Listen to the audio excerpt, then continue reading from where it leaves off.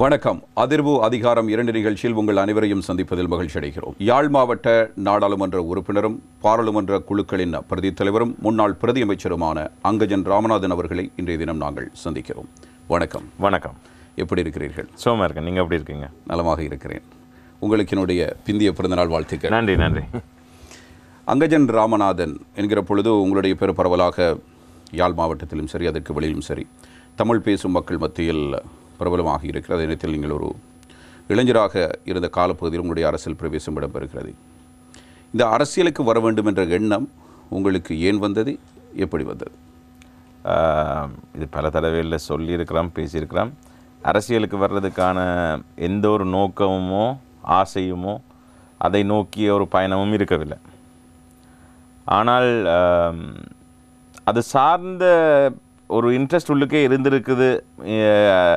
அதாவது எங்களுடைய பிரச்சனைகள் சார்ந்து எங்களுடைய இடம் சார்ந்த ஒரு அக்கறை எப்போதுமே இருந்திருக்கிறது. குறிப்பாக என்னுடைய அப்பாவுக்கு அதிகமாக இருக்கிறது. அது மண் சார்ந்து மக்கள் சார்ந்தும்.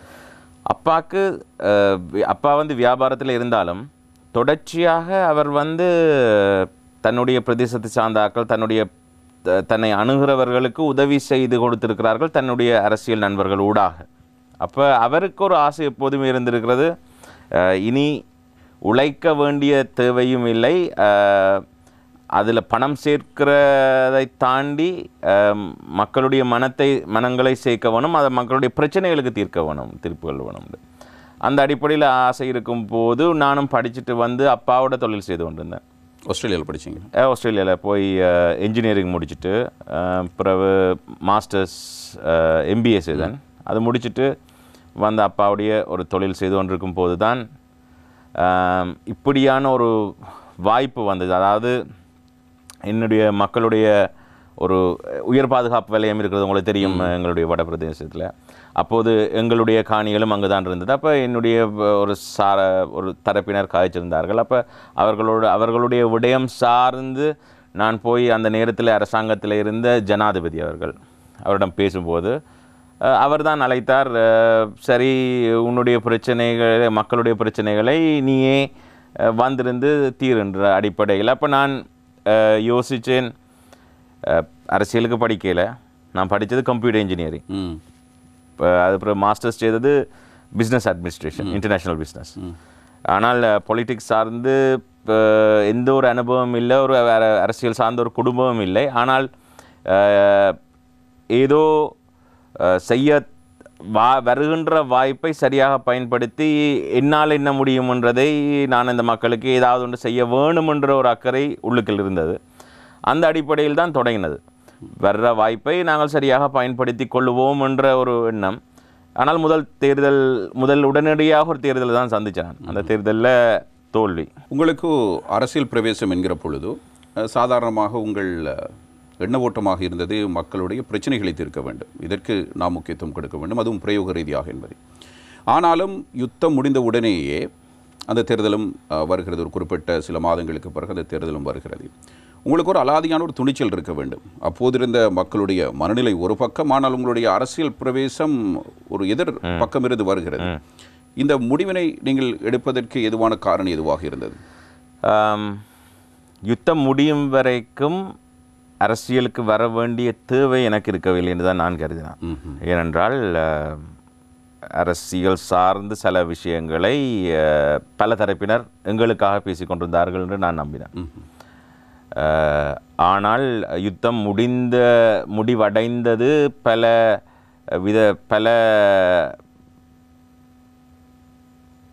பல மக்களுக்கு ஒரு சகிக்க முடியாத சில விஷயங்கள் யுத்த முடிவுகளில் நடந்தது.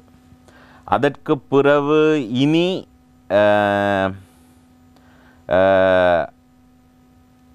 இனி என்னுடைய அதாவது நாங்கள் சொன்னதை போல இதுவரை காலமும் எங்களுக்காக பல தரப்பினர் பேசிக்கொண்டிருந்தார்கள், போராடி கொண்டிருந்தார்கள் என்று சொல்லும்போது அதற்கு பிறகு அந்த மக்களுக்கு இனி எல்லாரும் எங்களுடைய பங்களிப்பை நாங்கள் செய்ய வேண்டும் என்ற அடிப்படையில் தான் நான் உண்மையிலேயே அரசியலுக்கு வர வேணும் என்ற எண்ணம் வந்தது. ஆனால் எங்கிருந்து இது செய்ய முடியும் என்ற ஒரு சிந்தனை வரும்போது தான் நான் ஒரு மேடையிலேயே சொல்லியிருக்கிறேன். அதாவது என்னுடைய அப்பா உண்மையிலேயே சொல்லப்போனால் தமிழரசு கட்சியுடைய ஒரு அடிப்படை தொண்டனாக கனகாலத்தில் இருந்திருக்கார். சொல்வார், எஸ்ஜேவி செல்வநாகம் ஐயா முன்னுக்கு போயிருக்க நாங்கள் பைக்கில் கொடி கட்டி கொண்டு பின்னால் போகிற ஆக்கள் அந்த காலத்தில். ஒரே ஊர். ஆனால் அதற்கு பிறகு வந்த காலங்களின் அடிப்படையில் எங்களுடைய மக்கள் நீண்ட ஒரு சஃபரிங். அப்போ தீர்வை எங்கேருந்து பெற முடியும்? துளைச்ச இடத்துல தான் துளைச்சது எடுக்க முடியும். அப்போ அரசில் இருக்கின்ற கட்சி ஆளுங்கட்சி, ஜனாதிபதி அந்த கட்சியில் இருக்கிறார்.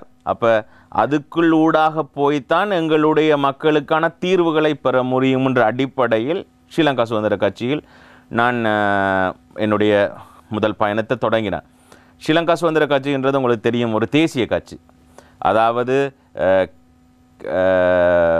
அந்த கட்சி ஒரு பல ஜனாதிபதிகளை பல பிரதமர்களை உருவாக்கிய கட்சி என்ற அடிப்படையில் ஒரு தேசிய கட்சியில் இருக்கிற உறுப்பினர்களுடைய அபிலாஷைகளை கொண்டுதான் அந்த கட்சியுடைய அரசாங்கம் இயங்கும். அந்த அடிப்படையில் என்னுடைய மக்களுடைய அபிலாஷைகளை இந்த கட்சியில் பிரதிபலிக்கணும் என்று நான் யோசித்தேன். சொல்லப்போனால் எப்போதுமே நான் ஒரு விடயத்தை தெளிவாக சொல்கிறேன். நான் ஸ்ரீலங்கா சுதந்திர கட்சியை என்னுடைய மக்களிடம் பிரதிநிதித்துவப்படுத்தவில்லை. என்னுடைய மாவட்ட மக்களைத்தான் நான் ஸ்ரீலங்கா சுதந்திர கட்சியில் பிரதிநிதித்துவப்படுத்துகிறேன், அவர்களுடைய அபிலாஷைகளை. என்றால் தேசிய கட்சி என்ற அடிப்படையில் அனைத்து மக்களுடைய அபிலாஷைகள் மனங்களையும் முன்னெடுத்து சென்றால்தான் அது ஒரு நாட்டினுடைய தேசிய கட்சியாக கருதப்பட வேண்டும் என்று நான் நம்புகிறேன். பாராளுமன்ற உறுப்பினர் அவர்களே, இந்த இடத்தில் ஒரு கேள்வி எழுகிறது. உண்மையிலேயே உங்களுடைய அந்த அரசியல் பிரவேசம் என்பது உங்களுடைய நேர விரயம் இருக்கிறது, உங்களுடைய பண விரயம் இருக்கிறது. தேர்தல் அரசியலுக்குள் வருகின்ற பொழுது வெற்றி என்பது மிக முக்கியமானதாக பார்க்கப்படும். இருந்த போதிலும் மக்களுடைய மனநிலை வேறு மாதிரியானதாக இருக்கிறது. ஆனாலும் நீங்கள் அந்த தீர்க்கமான ஒரு முடிவினை எடுக்கிறீர்கள். ஒரு தேசிய கட்சி ஒன்றினூடாக நாங்கள் அதனை பிரதித்துவம் செய்கின்ற பொழுதுதான் ஏதேனும் இந்த மக்களுக்கு செய்துவிட முடியும் என்ற நம்பிக்கை உங்களுக்கு பிறக்கிறது. ஆனாலும் கூட அந்த மக்கள் உங்களை பிற்பட்ட காலப்பகுதியில் முழுமையாக ஏற்றுக்கொள்கிறார்கள். இந்த நம்பிக்கை உங்களுக்கு எப்படி துளிர்விட்டது? அதாவது நாங்கள் எடுக்கிற முயற்சி உண்மையாகவும் நேர்மையாகவும் இருக்கும் என்றால் அது வெற்றி அடையும் என்று தான் நான் நம்புகிறேன். என்றால் நாங்கள் எடுக்கிற நோக்கம் நேர்மையாக இருக்குமா இருந்தால், அதுக்கான பாதையும் சரியாக நேர்மையாக இருக்குமா இருந்தால் நிச்சயமாக அது வெற்றி அடையும் என்ற ஒரு விடயத்தை என்னுடைய அப்பா சொல்லியிருந்தார். அப்பா எப்போதுமே இந்த விடயத்தில் ஒரு சில நேரம் பார்ப்பேன், அவருடைய அசாத்திய நம்பிக்கை அது எனக்கும் ஒரு பெரிய ஒரு மோரல் சப்போர்ட். அப்போ நான் இளம் வயதுன்ற அடிப்படையில் எதையும் ரிஸ்க் எடுக்க ஓரளவுக்கு நானும் தயார் இருந்தபடியால் அது எனக்கும் ஒரு சேலஞ்சாக இருந்தது. அதே நேரம் எல்லோரும் செல்லுகின்ற பாதையில் நாங்களும் போய் இப்போ அவர்கள் அதே பாதையில் தான் 71 வருடமாக இருந்து முயற்சி செய்து கொண்டிருக்கிறார்கள். அப்போ அதே பாதையில் நாங்களும் 10ஓடு 11ஆக போய் நாங்களும் அந்த இதுக்கு ஒரு பங்களிப்பை செய்தன்றதை தாண்டி நாங்கள் இன்னும் ஒரு வழியால் அதை போய் அந்த இலக்கை அடைவதற்குத்தான முயற்சியைத்தான் எடுக்க வேண்டும். அப்போ அந்த அடிப்படையில் நான் இந்த முயற்சியை செய்து இதுவும் என்னுடைய மக்களுக்கு மிகப்பெரிய ஒரு இலக்கை அடைவதற்கான ஒரு பாதை என்ற அடிப்படையில் இதனால் ஊடாக போவதற்கான முயற்சி எடுத்தேன். தமிழரசு கட்சியினுடைய ஒரு அடிமட்ட தொண்டராக இருந்த உங்களுடைய தந்தை உங்களுடைய இந்த பாதையை ஏற்றுக்கொண்டாரா? சொல்லப்போனால் என்னுடைய அப்பாவும் ஒரு காரணம் இந்த தெரிவை செய்வதற்கு. ஏனென்றால் அப்பாவுடைய அனுபவம் தான் என்னை இதை தெரிவு செய்ய வைத்தது. ஏனென்றால் அப்பாவே சொல்லியிருந்தார், சரி நாங்கள் இந்த காலம் இந்த கட்சியோட பல திட்டங்களில் பயணிச்சிருக்கிறோம், ஆனால் இனியும் எங்களுடைய மக்களுக்கு நாங்கள் பேசுவதோடு மட்டும் நிறுத்த போகிறோமா அல்ல அவர்களை மீட்டெடுக்கிறதுக்கான ஏதாவது ஒரு முயற்சியை செய்ய போகிறோமான்ற. அப்போ செயலில் இருக்கணும்னு நான் நம்புகிறேன். என்றால் பேச்சுகளையோடு மட்டும் இருந்து காலமாகிவிட்டது. எங்களுடைய பல தலைமுறைகளை இழந்து விட்டோம். அந்த யதார்த்தம் உங்களுக்கு அப்போதே புரிந்திருக்கிறது. நிச்சயமாக. ஏனென்றால் எங்களுடைய மக்கள் அந்த செட்டிக்குளம் கேம்புலால் அந்த முள்கம்பு வேலிகளுக்குள்ளால் பார்க்கும்போது இதுக்கு மேலே ரியாலிட்டி விளங்காட்டி நீங்கள் ஒரு மனுஷனாகவே இருக்க முடியாதுன்னு நான் நம்புகிறேன். என்ன அப்போ அப்படியான ஒரு சூழ்நிலையில் நாங்கள் எல்லோரும் எங்களுடைய பங்களிப்பை செய்தோம்னால் நிச்சயமாக எங்களுடைய இனம் பழைய இழந்ததை எல்லாம் தாண்டி நாங்கள் முன்னேற முடியும் என்ற ஒரு நம்பிக்கை இருக்கிறது. அந்த அடிப்படையில் நான் எடுத்த பயணம் நான் நம்புகின்றேன் சரியோ தவறோ தெரியலை, ஆனால் அதை சரியாக்க வேண்டும் என்ற எண்ணம் எப்போதுமே இருந்திருக்கிறது.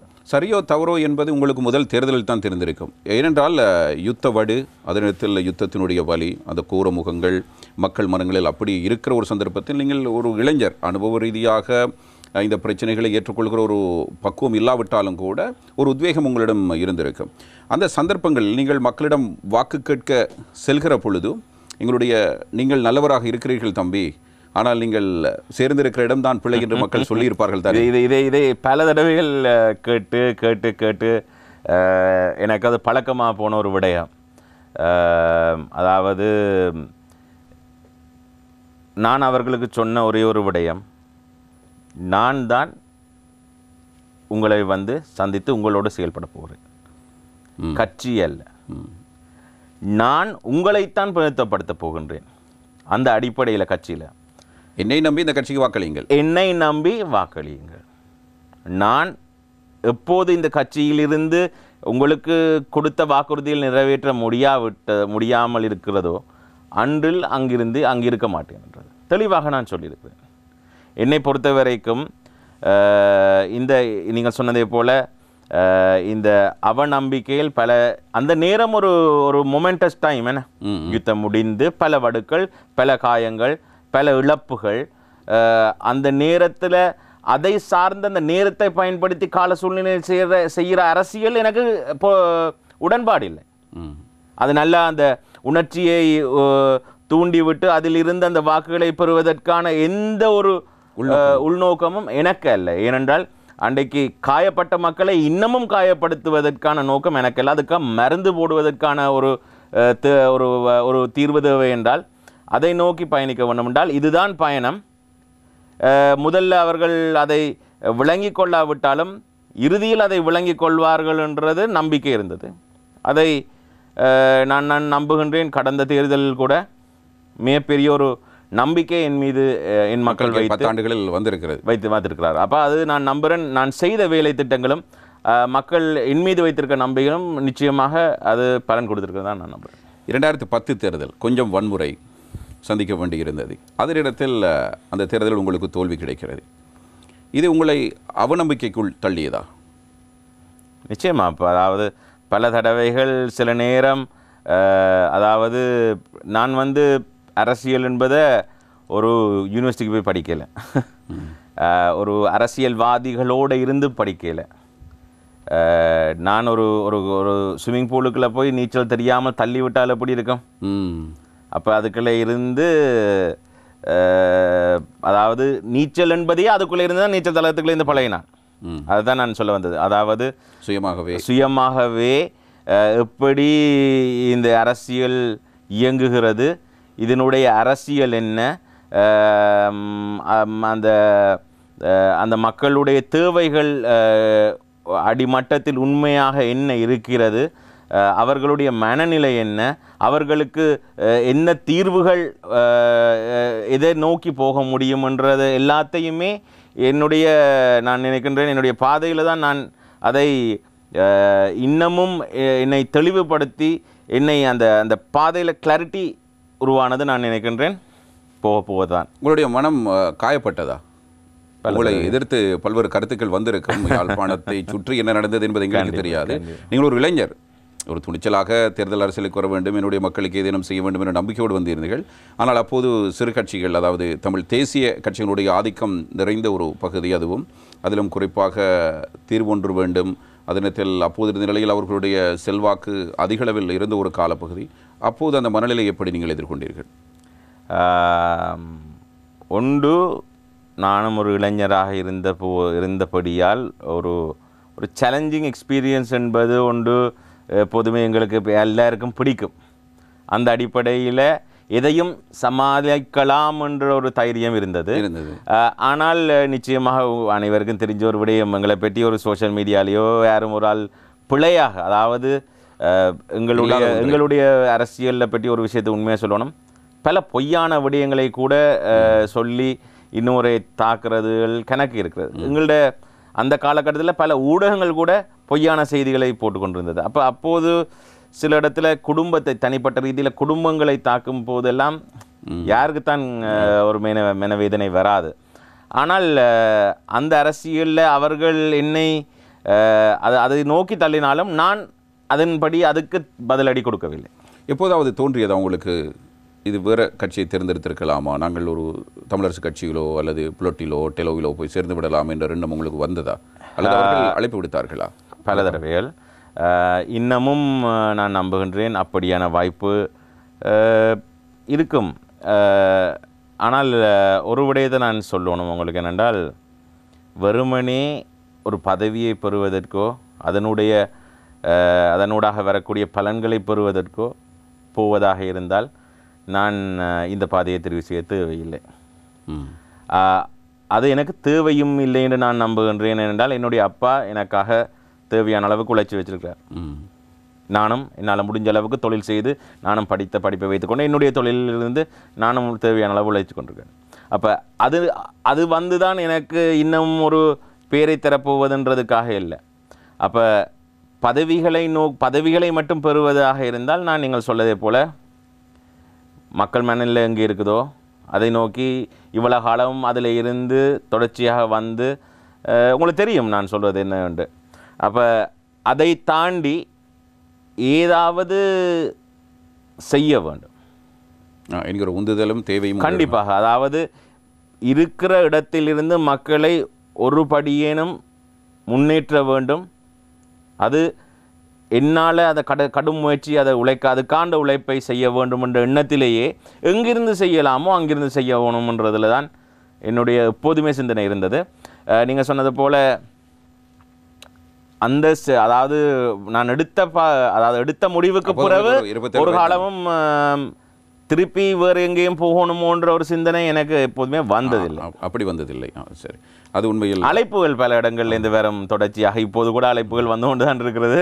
ஆனால் எடுத்த தீர்மானத்தில் எடுத்த